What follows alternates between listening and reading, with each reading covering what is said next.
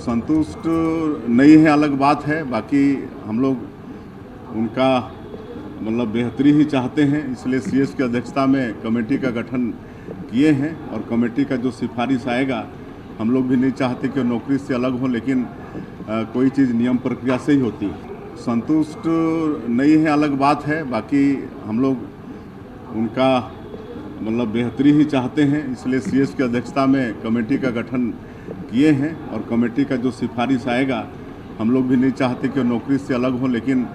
कोई चीज़ नियम प्रक्रिया से ही होती है। इस खबर पर ज्यादा जानकारी के साथ नीलेश त्रिपाठी हमारे संवाददाता हमारे साथ जुड़ रहे हैं। नीलेश, जिस तरीके से सहायक शिक्षकों को लेकर बयान सीएम ने दिया है, क्या माना जाए थोड़ी सी, हालांकि उन्होंने साथ ही साथ ये भी कह दिया कि जो भी होगा नियमों की और प्रक्रिया के मुताबिक होगा। जी बिल्कुल, देखिए ये जो बयान है सीएम साहब के, और ये बयान उस दिन है जबकि लगभग 1 महीने से प्रदर्शन चल रहा है और लगातार अलग अलग मंत्री और बीजेपी कार्यालय और अन्य जगह पहुंचने के बाद आज ये बयान तब आया है जब आचार संहिता लगी है, नगरीय निकाय चुनाव होने हैं, पंचायत चुनाव होने हैं और सरकार भी इस चीज को बखूबी जानती है कि जो टीचर है जिनकी संख्या भले ही 3000 हो, लेकिन वो 3000 परिवार और फिर उन परिवारों से जुड़े परिवार और एक तरह से पूरे युवाओं से जुड़ा मसला है, क्योंकि सरकार जो है वो नौकरी से उन लोगों को निकाली है जो अव्वल आए थे, जो मेरिट सूची में थे।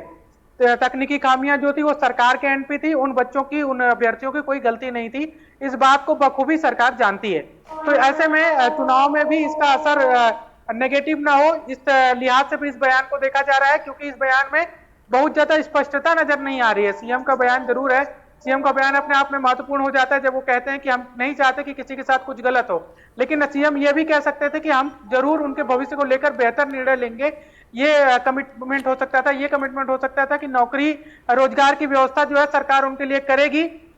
किस तरह से करेगी इस पर जरूर एक नियम के अनुसार निर्णय लिया जाएगा, ऐसा भी कह सकते थे, लेकिन ऐसा नहीं आया बयान। इससे ये समझ में आता है कि नियम की बात आएगी तो हो सकता है ये भी कहा जाए कि नियम में ही नहीं है तो हम कहां से दें, और फिर उसके बाद आगे जब चुनाव हो जाए उसके बाद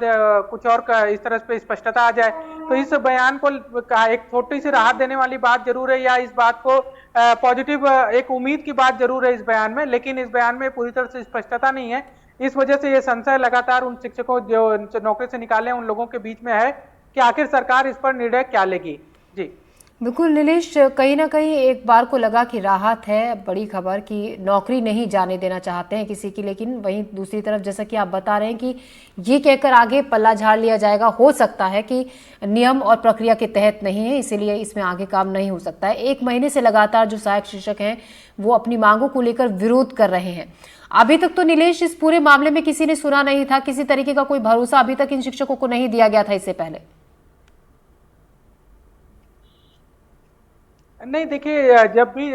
सरकार के पास किसी भी नुमाइंदे, चाहे विष्णुदेव सहायक जो सीएम है उनके पास भी पहले एक डेलीगेट जो इन टीचर्स का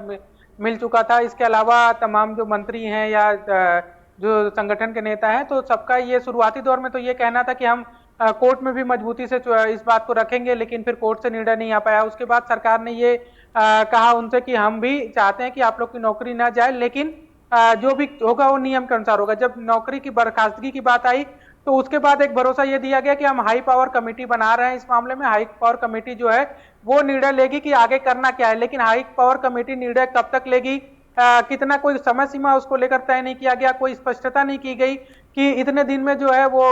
कमेटी जो है अपना फैसला दे देगी या उस पर निर्णय ले लेगी कि इनके साथ क्या किया जाना चाहिए। यही एक बात है जो अभ्यर्थियों से जब हमारी बातचीत हो रही थी, इससे पहले भी अलग अलग मामलों अलग अलग समय में बातचीत हुई, तो उनका ये कहना था कि सरकार ये जरूर कह रही है कि हमने हाई पावर कमेटी बना दी, लेकिन वो हाई पावर कमेटी किन बिंदुओं पर काम करेगी, वो हाई पावर कमेटी किस दिशा में काम करेगी, किस समय सीमा में काम करेगी, उस हाई पावर कमेटी में कौन कौन है।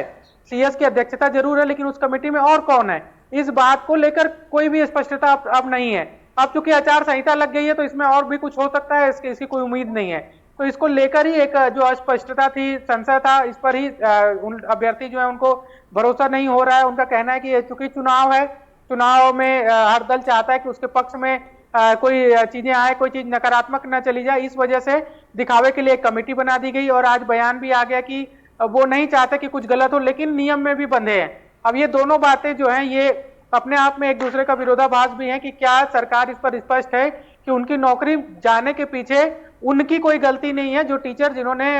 जिसको निकाला गया है, क्योंकि जो सरकार ने जो नोटिफिकेशन जारी किया था,